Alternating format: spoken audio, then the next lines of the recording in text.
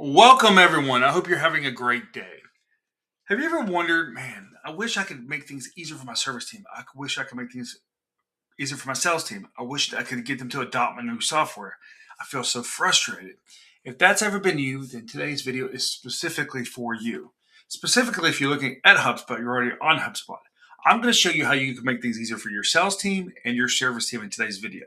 So let's get started. But before we do me a favor. Hit share, subscribe, and like the channel if you end up finding value in this video or other of our videos we have here on our HubSpot channel.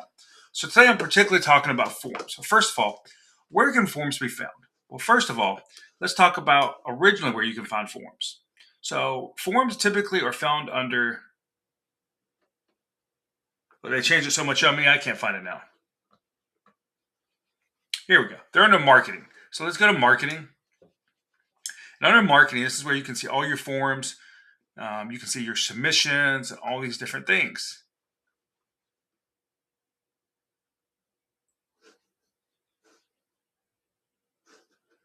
Let's go ahead and look at this real quick. I just put this out a few days ago, and we're already getting submissions on this. So let's go look at these submissions. Now, these are tests here, so good. So this lets me know that my team actually tested this before they took it live, so we know it's working. So let's go ahead and see if it'll let me delete these. Yeah, we can delete these. Okay, perfect. So we're deleting those submissions. So that lets us know, hey, those haven't come in yet, because that's kind of rare for a book like that to perform that well. But this is where we would look at page views, where this form is living in HubSpot and all these different things. So this is where you could find forms. And let's just take a look at this free Jacksonville form. I want you to kind of see how I've done it in forms. Now, this is a simple form where they just give us their first name, their email, and maybe like the brokerage or something.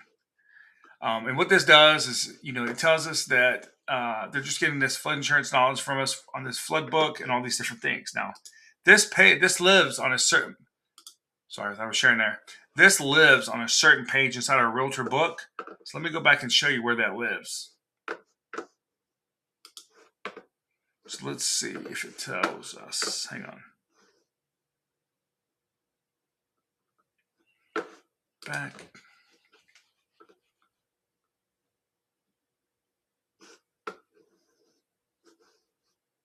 One place here. So it's going to show us where it lives. So let's check out this flood book.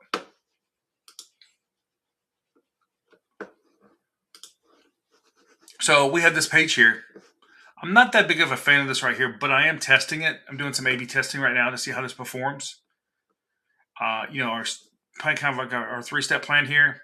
You can kind of see what this looks like and where they can get this form. Now you're going to see where my team kind of failed a little bit here. And that is that the customer had to scroll all the way to the bottom to get this information. What I should have done was put this form 3 to 5 times in different places on this page, because this is a landing page. This is a conversion page. So I'm making them do extra work here that I don't want them to do. So as you can see, you can get the guide right here, but then we make them go all the way bottom. So they should be able to also click over here and get it. This image here, we just need to get rid of this because it's not clickable. Really what I should have here is a video of who should fill this form out, why should they fill it out, and what happens to their information when they fill it out. That's what's going to convert the best there. So that's that page. Now let's go back into forms.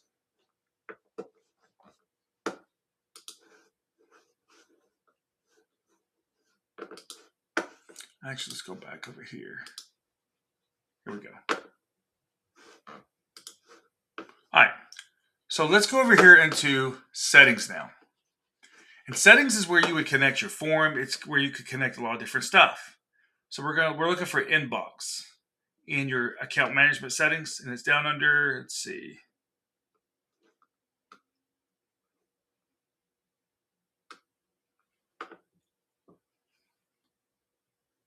They're always changing things on me in here. Let's see.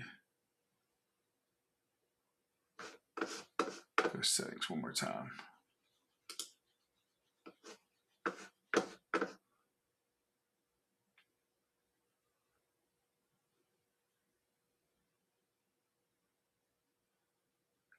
You can see all the different objects here too in settings. What I'm looking for is inbox. There it is. So it's under tools. So let's click on inbox and help desk. Let's go to inboxes. And this is where we would connect the form. So what we do is go to connect the channel. Look, you can connect team, forms, whatever. We use AirCall's integration, so we can also connect that. Now, here's the important thing. I would definitely connect AirCall SMS in here. So let's just say one of my team members texts somebody, and they text back. But it takes us 2 days because we got to get an AirCall, and it creates a lot of friction, right? Well, this is how forms or connecting this to the inbox could solve this. But here we're going to go to a form. And here's where we would either connect a form we already have, or we would create a new form. And I've already shown you where to find that form. Then what we would do is over here, we would hit next and we would connect it. And then what's going to happen is we're going to get a test. And let me go back and show you what that test looks like. So when you connect that inbox, you're going to get this test here. And it's going to say forms right here. And it's going to come through as this. This is just a sample. It's going to tell you what their contact information is, the form they filled out, all these different things. So that's how it's going to show up there. So this is exactly how you can make things easier for your sales and service team. And look, when this form is submitted, you can also create a workflow where a ticket's created, a task is created. It's either assigned to a team member or it's assigned to a team. I like assigning to teams. In case I have a team member out, it hits both everybody. We can jump on things quicker. So this is exactly how you get your sales and your service team to improve while using HubSpot. I hope you have found this video valuable. If you have, hit share, subscribe, and like. Thank you.